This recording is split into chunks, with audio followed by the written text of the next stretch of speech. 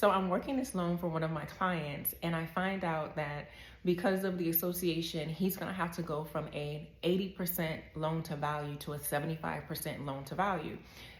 That's fancy language for saying the lender will only loan him 75% of the purchase price instead of 80%. So quick backstory, and I want to get back on topic. For those of you who don't know, my name is Hyacinth Henderson.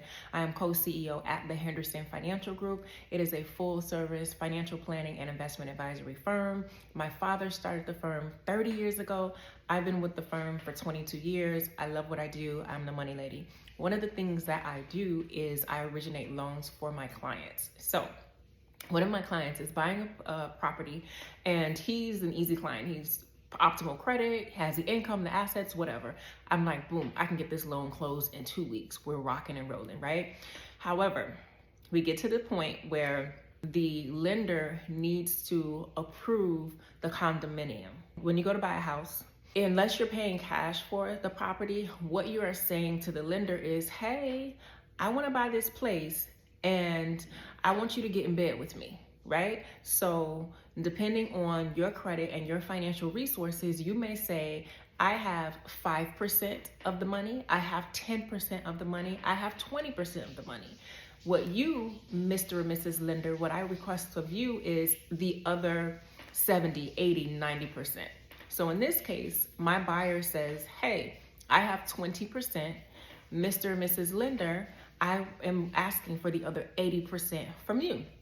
No biggie. They're like, oh, easy money. Your credit worthiness is on. Like, we can do this. So they approve him instantly. I sit in whatever, no problem. The delay comes in with them approving the building. So I am in South Florida, and let's just say that sometimes the lenders require extensive research and extensive background checks on the buildings in South Florida.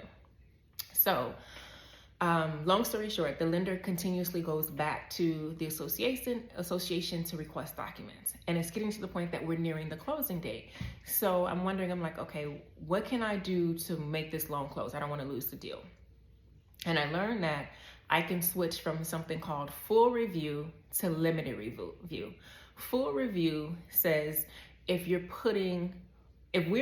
getting in bed with you and we're putting more than 75% of money up, then we got to look at everything. However, if we're putting 75% or less up, then we only got to look at a little bit of stuff, right? So right now, because he's coming to the table with 20% and asking the lender for the other 80%, they got to look at everything. They got to look under the cabinets, in the sock drawer. They got to look everywhere. Did you clean the windowsills? They want to know everything that's going on with the association. They said, hey, if you don't want us to look under the dresser, if you don't want us to look under the cabinets and open your cup, you just want us to come in and sit down and shut up, then he needs to put down more money. And so I'm like, okay, how do I go back and ask this man and tell this man that, listen, you need to put down an extra 5%. So I was thinking, and I'm like, okay, let me sleep on it. Yesterday I'm working and I received an email, and the email is from another loan originator, and it's not a personal email, it's a part of her email blast. She had intended to send the email to realtors. However, because my email address is listed on record, because we operate a real estate firm as well, my email address is the email address that's listed as the point of contact for our real estate brokerage business. So I got the email, and guess what the email said? The email was like, oh, if you're having a problem getting your buyers approved due to reserves, requirements, I have a lender, I can get your buyer, blah, blah, blah, blah, blah. And I was like, oh. So I looked at her email address, and I saw that the email address was from a company, the same company that I write my mortgages through, right? And so I was like, oh, she's with the same company that I write mortgages through. That means we have that lender as well.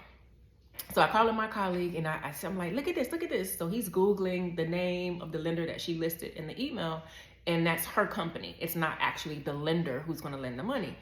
So we get on the website of the company that we do mortgages through, and I'm looking, like trying to type in keywords, condo, blah, blah, and I'm like, dang.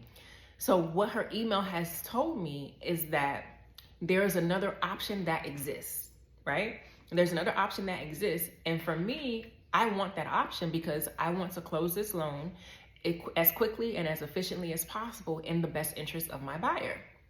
So I'm like, okay, how can we forget all these requirements that they're asking? If I have to switch lenders, I'll switch lenders because I know that my buyer is approved, right? So we're searching and I'm like, dang, how am I gonna find this? And a little voice comes to me and says, just call her and ask her. And the limiting belief, and the purpose of this video is to talk to you about how your limiting beliefs can be very, very sneaky in your everyday life. And this is big because I'm always talking about limiting beliefs. I'm always stretching my clients regarding their limiting beliefs. I stretch myself regarding my limiting beliefs. So this one was kind of sneaky. It almost like got past me, but I realized it was a limiting belief. The limiting belief was, she's not gonna give you her lender. Like, you gotta figure it out. Like, you had this synchronicity where you received this email. Now you know the thing that you want exists. However, you have got to put in the work to find it on your own.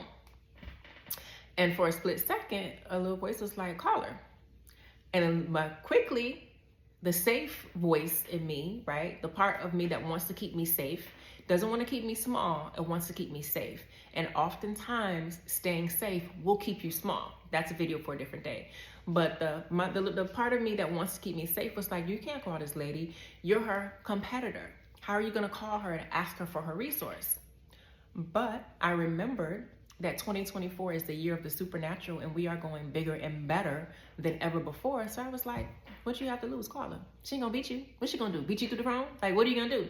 So I called her and I'm like, hey, it's Hyacinth. And she's like, who? I'm like, Hyacinth Henderson. I'm calling from da-da-da. I got your email about your condo program, but here's the thing. This might be a weird ask. I'm actually a loan originator as well. And I have a deal that's on the verge of getting killed because of the reserves. And I wanted to know who you run your condos to, who's the lender. And so she said, well, who are you doing the loan with?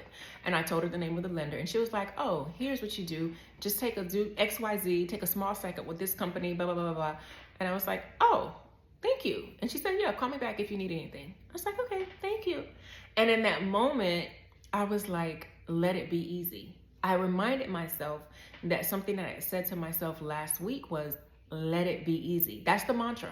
Let it be easy. So here it was where a real life situation happened.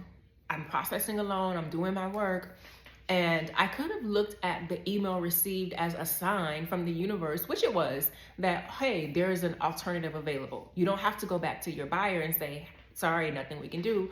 If they don't approve the association, we just lose the deal. That's one level, right? I didn't have to go back to him and say that.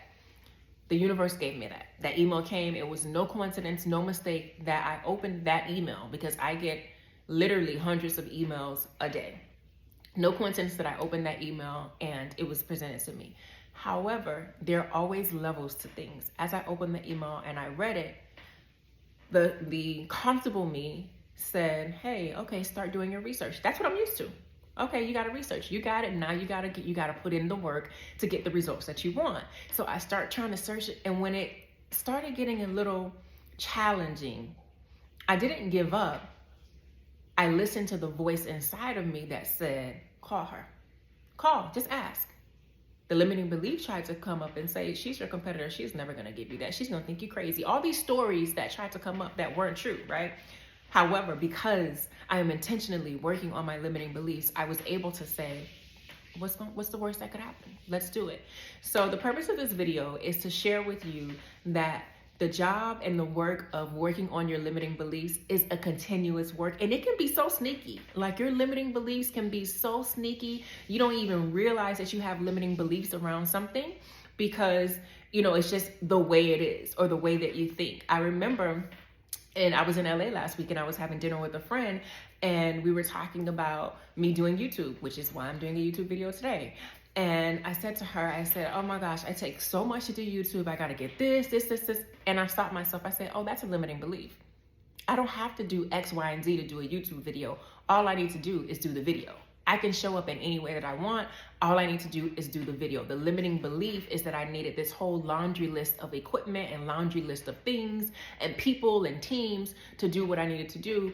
And that's really not so. So I wanna leave you with that, to always be in tune with yourself and ask yourself, how can I make this easier? Not that you won't have to put in the work, because the resource that the lady gave me yesterday, I got on an emailed him, called him. Today, I've been emailing him, calling him, crunching numbers. It takes work, right? It's not easy. It's not, oh, she told me this, and excuse me. It's not simple. It's not that it doesn't require work. It requires me to work in a different way. Had I not called her and got the resource from her, I could have very well still been on the spreadsheet trying to call every lender that does, do you do this? You know what I mean? I wouldn't have had that moment. So I want to leave to you to always be checking your limiting beliefs, because they're very sneaky and they show up in the darndest of ways. And for you, my friend, I want you to let it be easy. All right, until next time, peace.